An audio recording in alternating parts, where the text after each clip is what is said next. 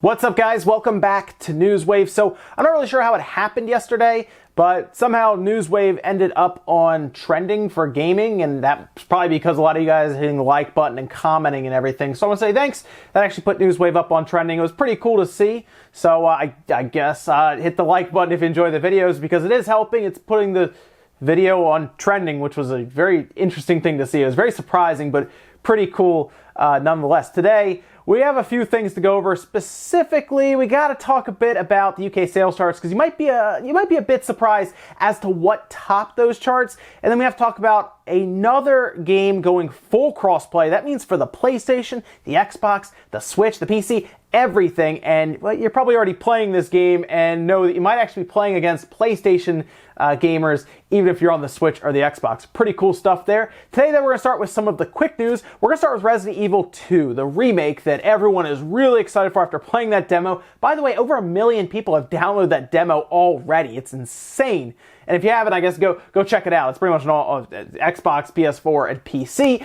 And they released some more screenshots, and get this. Yep, you're seeing it right here. Tofu is in the game. You might be confused as to what you're looking at right now, because, well, it looks like a very large piece of tofu in Resident Evil. And yeah, that's actually an unlockable thing in Resident Evil 2. Apparently, Capcom actually used that to test the game's collision detection, but they ended up just giving Tofu their own mini game, and you only had a knife and some herbs and everything. But yeah, it seems like they really did go all out with this remake, going as far as to put in what a lot of true, really hardcore fans would remember. You get to play as Tofu. And for Mighty Number 9 hopefuls, I mean anyone who's waiting for it for the 3DS, because it seemed like they never really said that it wasn't coming to the 3DS. They kept saying that they were still working on it, then they went silent. Oh, they're still working on it. Silence. And now it looks like that it might not actually be happening, as I think most people have figured at this point, as Nintendo Europe actually removed the listing completely. They just delisted that thing. They're like, it's probably never happening. And yeah, I mean, is anyone actually surprised?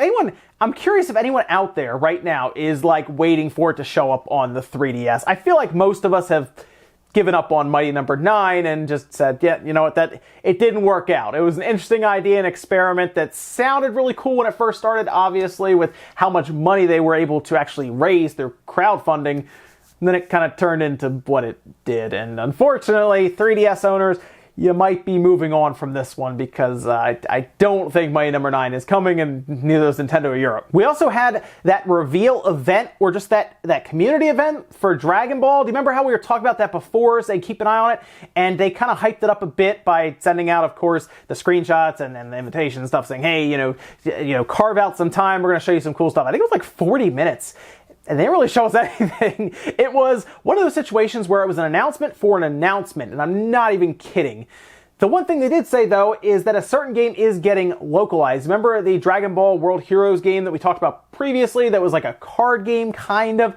That is actually getting localized. It's leaving Japan, and it's coming out same day, April 5th. So yes, if you're out in the Western audience and you were like, that game looks kind of interesting, maybe, but I don't know if it'll leave Japan. It actually is, which is cool, because they've had Dragon Ball Heroes in like their arcades and everything for a while, and this, I think, is like the first real time it's going west in like, I guess, like a mainstream style audience there on the Switch. So that'll be cool. You can look forward to that. And then they told us that there is an event coming up, okay? That they're going to be revealing the second season. Yes, there's a season 2 for the Fighters Pass, or the Fighter Pack, that's coming to Dragon Ball Fighters, which means more characters for Dragon Ball Fighters. You might be wondering, well, when is that showing up? It's actually coming a bit sooner. It's weird that they didn't do it here, though. I don't really get the deal here. Well, the Fighters Pass Season 2 for Dragon Ball Fighters is going to be at the World Tour Finals for the 2018-2019. That runs from January 26th to the 27th, and that's where they're going to be revealing the Fighters Pack, and then apparently they're also going to have some other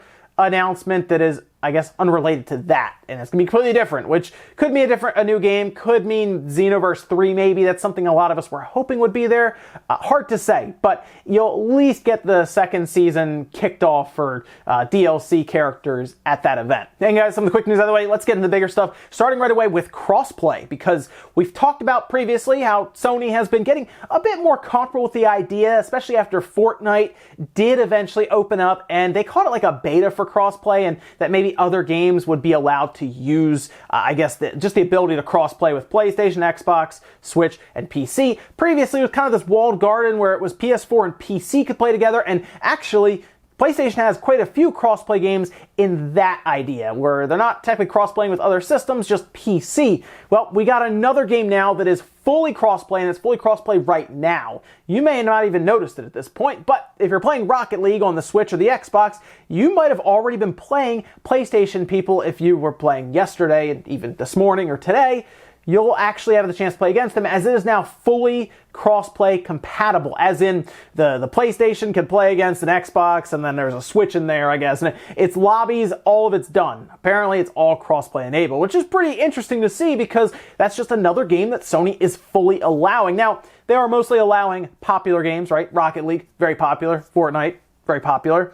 But now I wonder if we can look towards other games. Something like one that would really, really benefit is Minecraft. Minecraft, of course, is the Better Together update that PlayStation had to kind of say, maybe not right now, because it would have to enable crossplay. Specifically, it does require you to sign in with your Xbox Live account. If you're using the Switch, you probably know what I'm talking about. It actually even has achievements that you can earn on the Switch, which is kind of weird, through Microsoft's Xbox Live service and everything. I think that might still be a sticking point for Sony, and I actually kind of understand that. But it would be cool to see the Better Together update come to the PlayStation 4. So if you're, playing Minecraft on the PS4, you can play with all your friends, and of course, the Bedrock engine and everything. But this is kind of just another step for Sony in the right direction, to have crossplay enabled for the PlayStation 4 and something like Rocket League. And now we kind of see if it works towards other games. Remember, something like Final Fantasy 14. Do you remember how that is a sticking point with the producer, developer, that, well, we want everyone to play together, so it's kind of up to Sony. If we do put this on the Switch, that could be another instance where Sony says, you know what, yeah, it's fine, it's popular enough, it's a very popular game, we'll kind of just open it up, you can have crossplay if you want. Crossplay, of course, benefits the developers and the publishers and everything, because it keeps the games alive easier. It just makes it so that there is a larger population online, since everyone is essentially thrown into the same room and the same ability to matchmake together. So it does help them, and it also helps us, because a game can die on one system but still be alive on another. And maybe you jump on that specific system, whether it's an Xbox or Switch or PS4, and then the other side is booming, you can still join in with them. So hopefully that means that we're going towards a next generation, when crossplay is fully open. And I'm kind of starting to expect that now, because Sony is starting to open up, so we'll see. Next up, let's talk about the UK sales charts. It does track physical sales, and you're going to see the top 10, and you might be a little surprised, because there has been some controversy around some of the pricing Nintendo has done for their ports, but the games still seem to sell. Tropical Freeze came out at $10 more than it released back on the Wii U. On the Switch, it was $50 on the Wii U when it came out, $60 on the Switch, but it still sold over 1 million copies, 1.5 million or so, probably even coming up on 2 million maybe soon after the holiday season. So it seems like the pricing doesn't necessarily affect how many it can sell. Of course, if an item's cheaper, it'll generally sell more, but Nintendo seems to understand that their games, while they were on the Wii U, a lot of people didn't buy the Wii U, so there's probably a new audience here, and it seems like the latest example is New Super Mario Bros. U Deluxe, as you're seeing the top 10 here, and yes, it is at the top of the charts. And according to GameIndustry.biz, it actually sold 25% more than Super Mario Bros. U on the Wii U when it launched. Now, it was a launch title, so there is a chance that people picking up the Wii U and picking that up, or Zombie U, or a few other games, but there is already install base on the Switch, so I would expect it to actually outsell that. That's not very surprising to me anyway, especially because the Wii U wasn't even that strong in the UK anyway, or even in Europe. So this makes complete sense. Yes, New Super Mario Bros. U Deluxe at the top, FIFA 19 at number 2, Red Dead Redemption 2 at 3, Call of Duty Black Ops 4, Smash Bros. Ultimate, Mario Kart 8 Deluxe, Battlefield 5, Grand Theft Auto 5, Crash Bandicoot Insane Trilogy, and Forza Horizon 4. It's actually interesting to see Horizon 4 really continuing to sell well despite being on Game Pass. But I mean, even look at like Smash and Mario Kart 8 Deluxe sitting in there above Battlefield 5, which is interesting. That game's had some serious struggles. But yeah, New Super Mario Bros. U Deluxe. We've talked about this before. Mario sells, right? It just does. I mean, this game, while a lot of people saw it as an underwhelming experience, I kind of understand it's fairly generic. After having Mario Maker and then going to this, the fans made better levels than what's in here, and that's why so many people want Mario Maker. It's a better experience. There's just more variety. Anyway, this game actually sold over 5 million copies on the Wii U, and it was actually like the third best-selling game on the Wii U. So yeah, it's gonna sell, and there's an audience of people here who like Nintendo games who are buying the Switch. Usually you buy a Nintendo platform to play Nintendo games. This is a Nintendo game, has Mario in the front, multiplayer. Yeah, it's gonna sell, and it has. The question now is how many will it sell? I think it actually might end up outselling the Wii U version. I don't know if it's going to be like Mario Kart 8 Deluxe, which has blown past Mario Kart 8 on the Wii U very rapidly, despite that being the best-selling one on the Wii U. That was the best-selling game on the Wii U, by the way, Mario Kart 8. I think it probably will top the Wii U version of the game. We're going to see, because Nintendo will at least give us numbers on this one, I believe, as well as we go forward. We'll at least see Media Create sales charts. I'm trying to think if Nintendo will do a press release for this one when we get to the investors briefing, because remember they did that with Mario Party, where they told us how many Mario Party copies had sold, even though they didn't have to.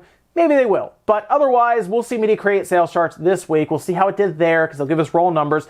Just, we see it outsell FIFA. If you outsell FIFA in the UK, you probably sold quite a few copies that week. But it was a slow week here. Obviously, nothing really big came out. New Super Mario Bros. U Deluxe was the big game. So we'll see how it continues on from here as we go into Wednesday and Thursday with the Media Create sales. Next up, let's talk about some characters that appear headed for Mario Tennis Aces on the Switch. If you remember, they've been doing things where they'll add different characters online. You unlock them with points or coins that you earn and everything. You usually just got to play during that tournament to get them, and then you have them. So what would be the latest characters? Well, people actually managed to data mine, and they found two characters, well, one character, but two variations, it appears. It looks like Link is actually showing up now to Mario Tennis Aces, which is a pretty cool thing to have. Here's actually the lines that were data mined. You'll see two here. You have Cage Link, and then you have Link Champion. And it appears that one takes 500 points, the other one takes 2,000 points, and people are pointing to Dark Link and then Champion's Tunic. So those are the two different links that you would, I guess, have access to after you unlock them. And it's not very surprising. We saw Link, obviously, as a playable character in something like Mario Kart 8. So it's not overly shocking. It's cool to see him added, because why not have some cross-promotion with, obviously, Nintendo products, and they can use them. It also might put a bit of a jolt into that game, as the game's kind of been a bit flat, kind of quiet recently. I mean, I think the player base fell off a bit when Nintendo started actually charging for the online service. I've noticed it myself when occasionally I'll fire it up and see what's going on, and now that I don't really run into as many Bowser Jr.'s anymore, it does take longer, and sometimes it doesn't even find a match depending on the time of day or even night. So it's interesting to see this coming to Mario Tennis Aces, although that game does need more and more content. They have been at least doing that, but it'll probably turn out to be a Splatoon 2 situation where the game will actually feel larger and better and more, I guess, just packed with content, you know, well after it came out, well after most people bought it and have now probably stopped playing it. But Link, that might actually get some people to come back. And then our last bit of news, I'm going to show you something that might annoy you. Activision did have to find a new CFO. If you remember, they had to let their old one go. He went over to Netflix. That seems to be how that's all going. Apparently there was something in their contract that said that they could not talk to outside employers, and they ended up firing him, and there you go, he's off Netflix. So they had to find somebody. And if you remember, we heard about Activision telling Blizzard to cut costs, and it was coming out all over the place that they were basically scaling down some of their projects, trying to save money. Then we hear about Activision and Bungie splitting, and that didn't go over well with investors. So they find a new CFO, and what do? Well, after telling Blizzard that they need to tighten the belt over there when it comes to developing, they decide to give the CFO a $15 million bonus. And this didn't sit well with a lot of people online, as they kind of connected the dots and said, wait a minute, you told them they can't spend money to build games that we might want, and you're giving the CFO just money for showing up. Well, we could talk a bit about the split, because it's not $15 million in liquid cash straight up. No, it's actually a split between stock. So it's $11.3 million in restricted stock that is tied to their performance targets, and then it's also just $3.75 million in just liquid cash. You know, I mean, that could probably help to fund a game or something, or maybe some polishing. Who knows? Either way, he's also getting a $900,000 salary on top of that, which I believe is actually fairly. I think it's actually kind of lower for a CEO, CFO.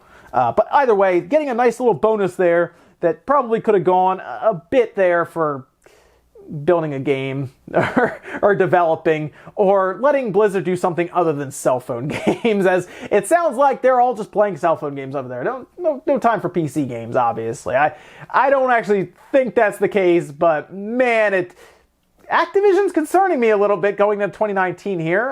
We'll see if they can actually turn the tide here, as we're coming up with a Call of Duty that I would like to think is going to have a solid story mode and everything, but who knows? Activision, man, they have really fallen right now, and we're going to see what happens going into this year, but I really don't have much confidence in them at this point, and I'm kind of just following Bungie now. Seriously, they actually seem like they'd be more interesting to follow at this time, and they have Destiny, a series that I kind of want to see have a turnaround, and maybe Bungie without Activision can do that now. But yeah, Activision, making sure the CFO is taken care of, and, you know, the employees, I guess, are getting what they get according to Activision, and Blizzard, you know, they gotta cut back a bit. Ladies and gentlemen, let's go do it here for Newswave. If you enjoyed this video, guys, hit the like button, really helps out. If not, hit the dislike. Leave comments down below about everything we talked about today, whether it is Activision, of course, paying the CFO a bunch of money to bring them in. I know you gotta be competitive, but it's something because we heard about them telling Blizzard to cut back. And then also, what about the sales charts in the UK? Are you surprised New Super Mario Bros. U Deluxe is selling despite being $6?